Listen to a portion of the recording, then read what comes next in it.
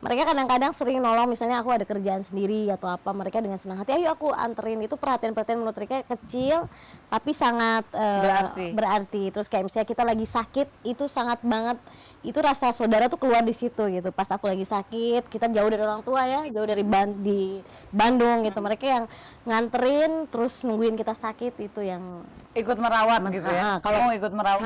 Kalau misalnya kayak ulang tahun kayak gitu ya, mereka biasanya tiba-tiba diem seharian, tiba-tiba malam-malam bikin itu sering banget.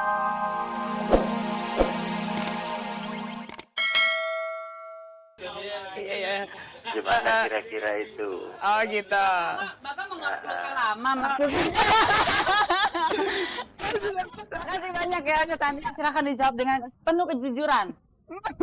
Sebenarnya gini, yang 15 tahun itu bukan dengan B Project-nya ya. Minum dulu. Yang 15 tahun itu bukan B Project-nya sebenarnya. Yang 15 tahun itu adalah Yosi sendiri. Dan apa namanya? Tapi antara saya dengan Yosi dan juga anak-anak B Project itu ya so far tidak ada apa-apa gitu. Ya mungkin gini, ada masanya mungkin satu orang lagi curhat gitu ya. Maksudnya kita lagi deket banget karena dia lagi punya problem. Itu yang namanya batin kita sangat menyatu. Tapi udah sebatas itu aja gitu loh. Kita berusaha untuk udah deh nggak cross the boundaries gitu loh. Maksudnya akhirnya juga belum tentu jadi baik. Tapi bukan tidak mungkin itu terjadi, sangat mungkin. Tapi sampai saat ini sih alhamdulillah belum pernah terjadi. Itu ada komitmen nggak? Maksudnya dari awal ada komitmen bahwa masalah pribadi tidak boleh dicampur adukan dengan pekerjaan gitu. Komitmen secara tertulis tidak, tapi itu kesadaran masing-masing gitu loh. Tapi kita biasanya ngerti, sini kenapa sih rese banget nih hari ini, komplain terus komplain. Jika keluar punya masalah dengan keluarga atau dengan pacar atau dengan apa gitu. Tadi balik lagi sama itu loh Teh Tika, soal bagaimana cara teman-teman di Project Pop tuh mengungkapkan kasih sayangnya kepada.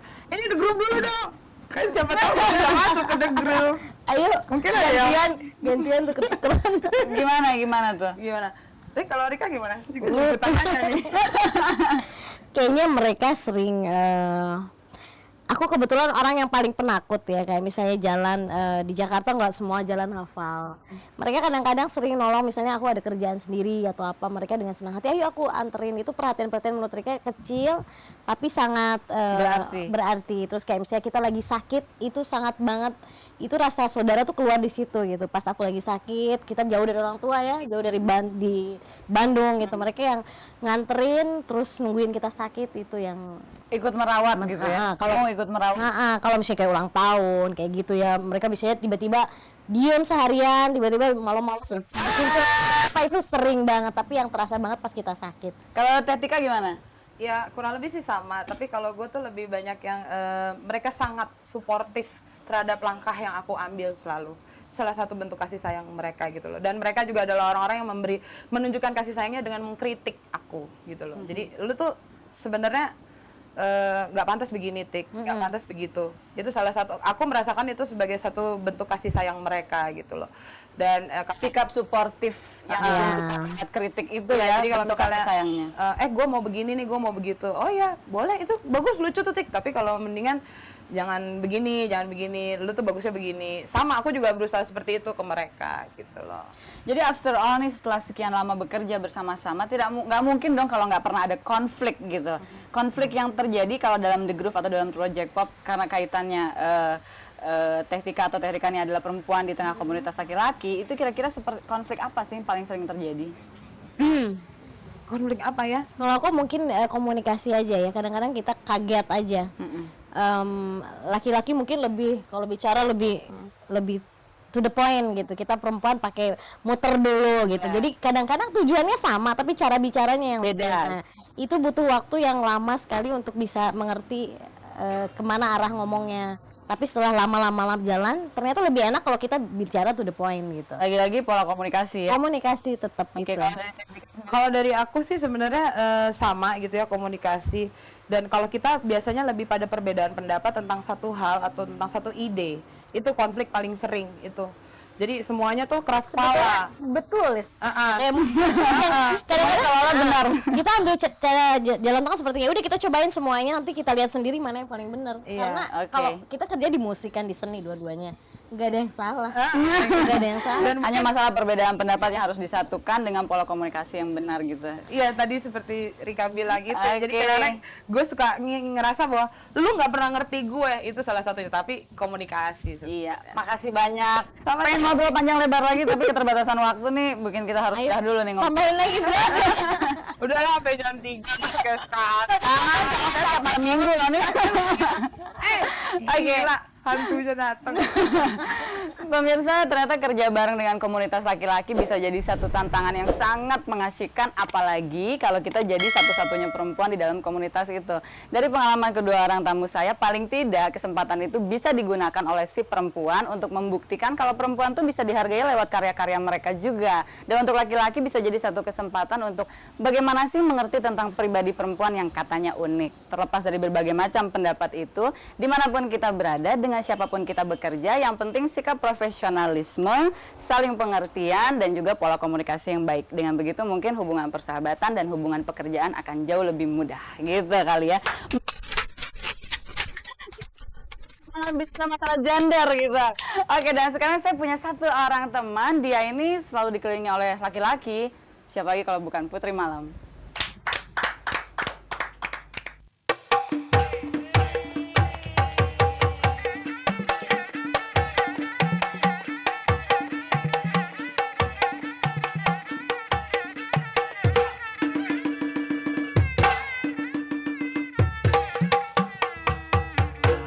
Selamat pagi pemirsa, dan apa kabar? Senang sekali saya Putri Malam berjumpa kembali dengan Anda pagi ini. Dan pagi ini kita punya 3 buah handphone Nokia 3310, tentu saja persembahan dari Irex, minuman khusus pria dewasa. Iya, dan jangan lupa passwordnya adalah siap lembur. Ya, itu passwordnya ya. Dan pemirsa seperti biasa langsung dari Mbak Tika ketawanya gede sekali. Ya, langsung dari lantai 6 Hotel Indonesia. Jawaban Anda yang benar, saya akan bergoyang seperti ini. Ayo, Mang.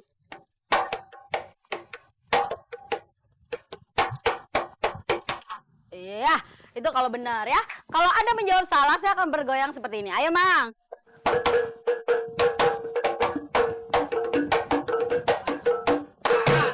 Lagi, Mang, ujungnya, Mang. Mang, ujungnya dikit, Mang, ujungnya. Ya, silakan telepon ya. Semoga pagi ini Anda beruntung. Dan pertanyaan pertama adalah, siapakah penulis Anak Perawan di Sarang Penyamun? Ayo, Mang. Asik.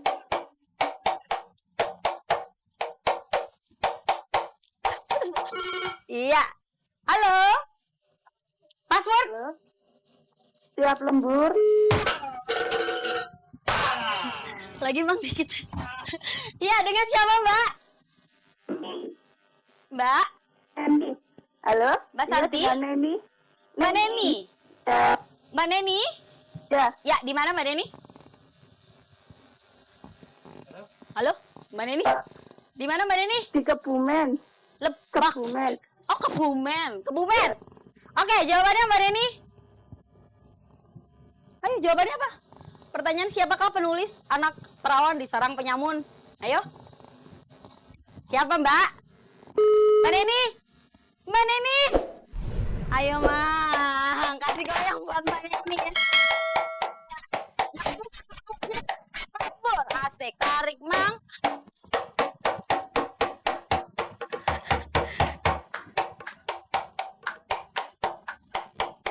Iya, tunggu Mang, tunggu. Kita ulang pertanyaannya, siapakah penulis Anak Perawan di Sarang Penyamun? Dan jangan lupa passwordnya adalah siap lembur, dan hadiahnya ada handphone Nokia 3310, persembahan dari Irex. Ya, ayo Mang. Halo? Halo? Halo? Password? Siap lembur pantang kendur. Iya, karena pakai kendur ya, saya gituin ya. Halo? Ya, dengan siapa Mbak? Api. Anti? Api Bogor. Afi? Afi, Tati? Api. Afi. Afi, oke. Iya, di Bogor. Jawabannya apa? Marah Rusli. Marah? Rusli. Marah Rusli. Bukan marah-marah ya? Marah Rusli ya? Iya. Oke, digoyang ya?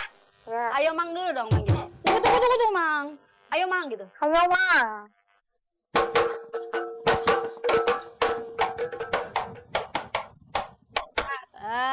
belum beruntung ya Afi ya.